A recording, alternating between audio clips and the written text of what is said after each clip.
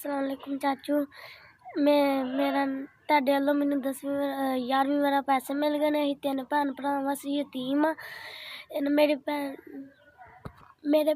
ਭੈਣ ਭਰਾ ਛੋਟੇ ਟਿਊਸ਼ਨ ਗਏ ਨੇ। ਮੈਨੂੰ 11ਵੀਂ ਵਾਲਾ 10,000 ਰੁਪਇਆ ਮਿਲ ਗਿਆ। ਜੇ ਪੈਸੇ ਜਿੱਥੋਂ ਵੀ ਖਲਾਏ ਨੇ ਤੁਸੀਂ ਜਿਨ੍ਹਾਂ ਭੈਣ ਭਰਾਵਾਂ ਨੇ ਦਿੱਤੇ ਉਹਨਾਂ ਨੂੰ ਖੁਸ਼ ਰੱਖੇ, ਅੱਲਾ ਆਬਾਦ ਰੱਖੇ।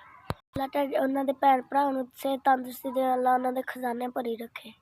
ਇਹਨਾਂ ਪੈਸਿਆਂ ਦੀ ਸਾਨੂੰ ਬੜੀ ਉਡੀਕ ਹੁੰਦੀ ਹੈ। ਅਸੀਂ ਸੋਚ ਸਮਝ ਕੇ ਨਹੀਂ, ਇਹ ਸੋਚ ਸਮਝ ਕੇ ਪੈਸੇ ਲਾਉਂਦੇ ਹਾਂ। ਫਾਲਤੂ ਪੈਸੇ ਅਸੀਂ ਇਸਤੇਮਾਲ ਨਹੀਂ ਕਰਦੇ, ਪੂਰਾ ਮਹੀਨਾ ਇਸਤੇਮਾਲ ਕਰੀਦੇ ਨੇ।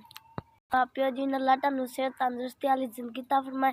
ਅੱਲਾ ਤੁਹਾਡੇ ਭੈਣ ਭਰਾ ਜੀ ਨੇ ਅੱਲਾ ਤੁਹਾਨੂੰ ਲੰਮੀ ਜ਼ਿੰਦਗੀ ਤਾ ਫਰਮਾਏ। ਅੱਲਾ ਤੋਂ ਤੁਹਾਡੇ ਖਜ਼ਾਨੇ ਭਰੀ ਰੱਖੇ, ਤੁਹਾਨੂੰ ਖੁਸ਼ ਰੱਖੇ। ਤੁਸੀਂ ਇੰਝ ਸਾਡੇ ਸਿਰ 'ਤੇ ਸਲਾਮਤ ਰਹੋ। ਅਤੇ ਅਸੀਂ ਯਤੀਮ ਬੱਚੇ, ਤੁਸੀਂ ਸਾਡੇ ਯਤੀਮਾਂ ਦਾ ਖਿਆਲ ਕਰਦੇ। ਅੱਲਾ ਤੁਹਾਨੂੰ ਤੁਹਾਡੇ ਬੱਚਿਆਂ ਦੀਆਂ ਖੁਸ਼ੀਆਂ ਵਿਖਾਵੇ, ਤੁਹਾਨੂੰ ਪਾਸ ਕਰੇ, ਉਹਨਾਂ ਦੀ ਹਰ ਦਿਲ ਦੀਆਂ ਖਵਾਹਿਸ਼ਾਂ ਪੂਰੀਆਂ ਕਰੇ ਕਿ ਵੱਡੇ ਆਫਿਸਰ ਬਣਨ, ਕਿ ਤੁਹਾਡੇ ਫਰਮਾਂ ਬਰਦਾਰ ਹੋਣ।